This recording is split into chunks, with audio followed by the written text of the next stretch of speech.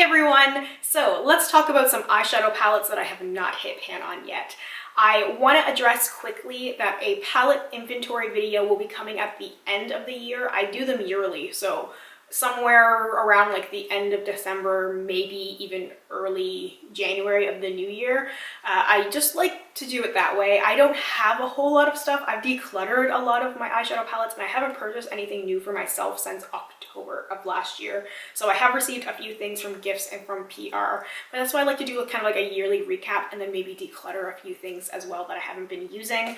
I probably won't be doing a full collection video simply because that would require showing my whole space, and my space is my space. It's not a YouTube space. I have shown my beauty room in the past when I had one and I was really open to people's kind of criticism and feedback and how I could change things and make things better and how I could, you know, adapt to storage and everything else. I'm not doing that now. I don't really want to open myself up to that kind of criticism because it is my living space. It is the space that I'm in and I don't have the ability to make many modifications to it. So I'm not entirely happy with the way things are, but I have been working on it and trying to like organize things so that it's functional for me. But it doesn't mean that it's going to be functional to and like pretty to show on YouTube. So I just wanted to address that as well because that's been a frequent video request for the collection, and I have shared my inventory numbers and I will share my inventory numbers again, and I am working through little declutters of things, and I've been working on showing sort of like what I own in little categories, but I don't think that the full collection video will ever happen. But anyway, that's not the point of this video. I just wanted to address those couple of things at the beginning because those are videos that I have had many requests on and they are related in some way. So I am going to be talking about 6 eyeshadow palettes that I have not hit pan on yet and why I have not hit pan on them and why that surprises me. We're just going to have fun talking about the 6 palettes. You have to forgive my wonky eyelash as usual, but also just because it's been on for a little while. I meant to film a little earlier and they were doing a lot of work outside, so it was very noisy. Anyway, the first eyeshadow palette that I'm surprised I haven't hit pan on is the Natasha Denona Gold palette. So I recently did a video ranking all of my Natasha palettes, and I won't spoil anything for you if you haven't seen it, but go check it out. But I'm surprised because I love this so much that I haven't hit pan on it, and it is one of my most frequently used palettes. Like unless I'm working on something in particular, like if I'm trying to hit pan on a shade or I'm just really inspired by it and like it's the thing that I want to use. There's a handful of things that are sort of newer that have my attention now, but this is also relatively new to me. This is one of the newest things that I had purchased. This and the Metropolis palette were palettes that I purchased last October. They were the last purchases I made for myself. And I'm surprised I haven't hit pan, especially on the gold shade. Like there's definitely a dip in there, but like pan is so far away. Natasha Denona eyeshadows are so incredibly difficult to hit pan on, and this is a tiny one, tiny little pan sizes, and I'm surprised I haven't seen that little silver pan yet. I'm also surprised that I have not hit pan on the Viseart Editorial Brights palette. I was working on the yellow shade for a while and I felt like I used it quite a bit and I was trying to use it in different ways and incorporate it in different ways, and like yellow is a really versatile shade, especially a matte yellow. You can put it in your crease and it really like works with so many things, but pan is nowhere to be seen. These shadows are intense, so pigmented, and you don't need to pick up a whole lot on your brush. That's the thing with some of these shadows. Like I find metallics in general are a lot easier to hit pan on than matte shadows.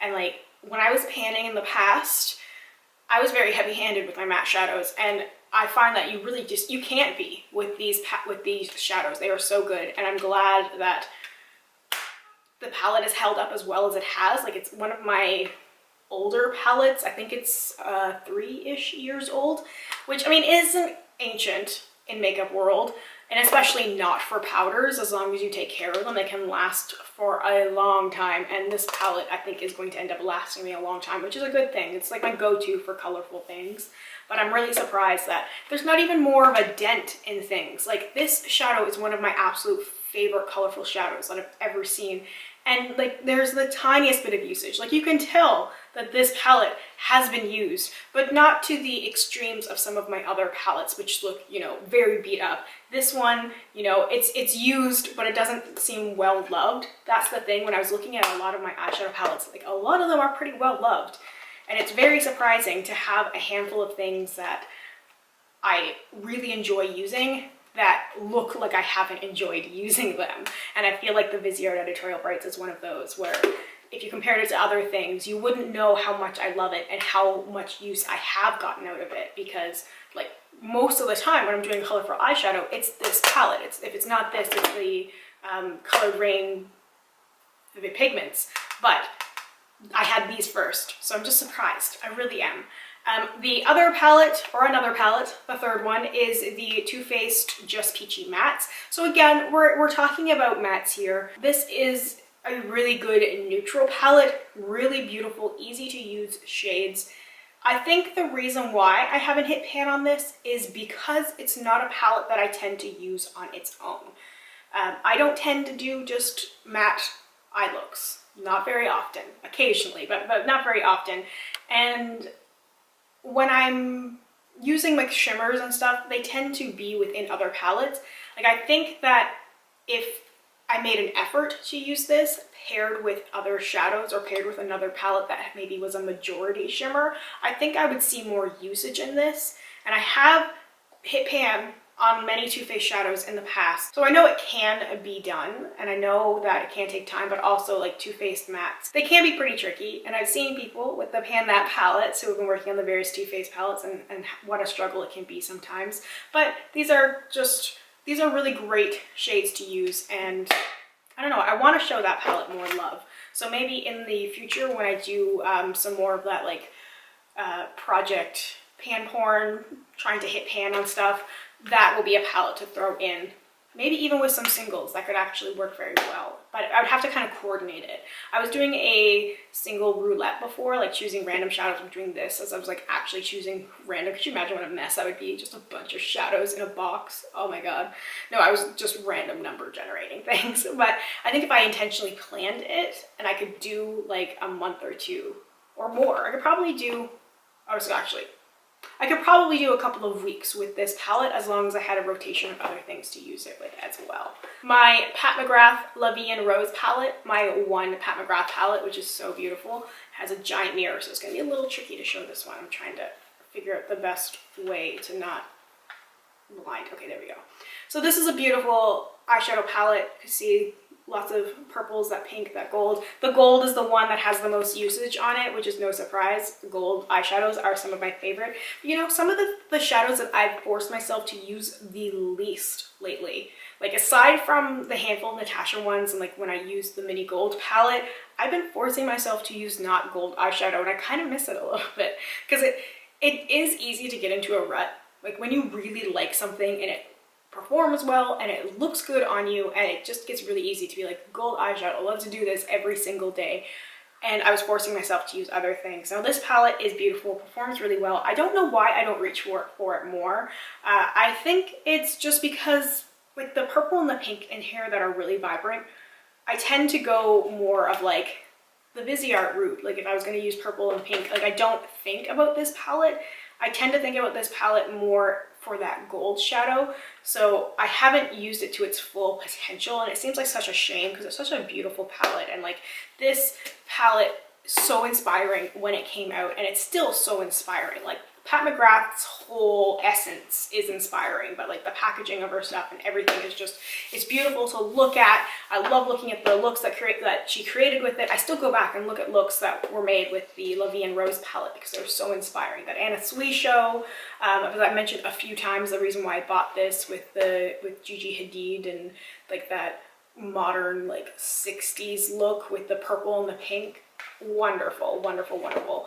And I don't know, I guess it's just purple and pink are things that I like using, but not things that I remember to use very often. And people always say, like when I use purple eyeshadow, I'm like, people are always like, I like purples on you, purples look so good. And then I just forget about it. It's kind of like right now, I'm sure there'll be people being like, I like you in a red lip. And I almost never wear a red lip, you know, like a handful of times during a year. This was because I had done a lip swatch video, and I just ended with the red because it's hardest to take off, and I was like, well, whatever, we'll just keep that going. And I don't like myself in a red lipstick, but I know other people do, but it's such a personal thing, you know, with makeup. There's been times I've worn makeup that I have absolutely loved, that I've been like, this is like the best I've ever looked, this is the makeup that I could wear the rest of my life, and, you know, no compliments on it. And I wear something that I'm like, I kind of feel uncomfortable in this, this really doesn't feel like me, so many compliments. It's weird, it's hard to know sometimes, like how other people view you and what they think looks good on you compared to what you think it looks good on yourself. So anyway, I gotta remember, purples, do more purples. And the last two palettes are both from MAC. So I bought these at the same time. They look like the custom palettes. So you can buy, for those of you who are unfamiliar, because we don't really talk about MAC anymore in like the general YouTube space, for my opinion, but you can buy the big 15 pan refillable palettes. Now these ones are pre-assembled, the pans are actually glued in there, so you can't just like easily pop them out. This is the warm neutral palette, so very much what it says, and this is the cool neutral palette. So I was really intrigued when I first saw these. So it's a combination of shadows that are available to purchase individually and some shadows that were unique to these palettes. I'm surprised I haven't hit pan. Like, I actually thought I had more usage on these than they do. When I was looking at them, I was like, wow, like especially the cool neutral one, but I know I wasn't reaching for that one as much as I was reaching for this one. Like of course, the golden and coppery shades are shades that I love, and I just really enjoy a MAC eyeshadow. I've never had a bad experience with MAC. Maybe it's also because MAC is really the shadows that I started with, like when I was really making a goal to myself to improve my makeup skills and to get better and to kind of learn more about makeup and to like kind of learn more techniques and stuff. MAC shadows were the ones I was using, and they are probably the most beginner friendly eyeshadows I've ever used, because they allow you to have so much control with it, as opposed to some of the newer formulas of eyeshadows that I've tried can be a very intense, even a neutral shade. You get a lot of product on your brush, which means that you can spread that product places you don't want it to. Whereas for me, MAC formula was a little stiffer. You had to build up a little bit more, and it was more like layering. So you had more control, which meant that you could control where the product was going and also how you were blending it and where it was blending. So I just find it was like a lot easier. MAC is one of those brands that is just like a fail-proof for me, and something that I really rely on because I know that the quality is good and it's never let me down. And if I need something that I know 100% is going to last and not cause me any issues, I go for MAC. So anyway, this palette I've had a lot of fun with, but I feel like I need to bring back the warm neutrals. It's so pretty. I mean, it looks kind of dull in comparison to things that we've had come out over the last couple of years, but it's so good. It's such a classic. I feel like it's a classic for a reason. And these cool neutrals, I feel like I could do some really fun stuff with, and it's a shame that I kind of let it sit. Like, some of these shadows like have only been used like a handful of times. I used to use it a couple of times on camera, and then some people really wanted to see more like bright, colorful, vibrant things and like warmer things, and I don't know. I think that I could do some really nice glam things with the cool neutral palette. I gotta experiment with it.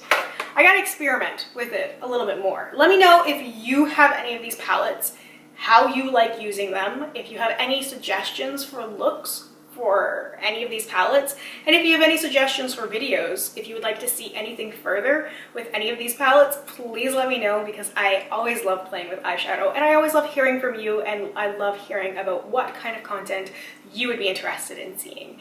Anyway, thank you so much for watching. I hope you have a wonderful day or night wherever you are, and I hope we get a chance to chat soon. Bye for now.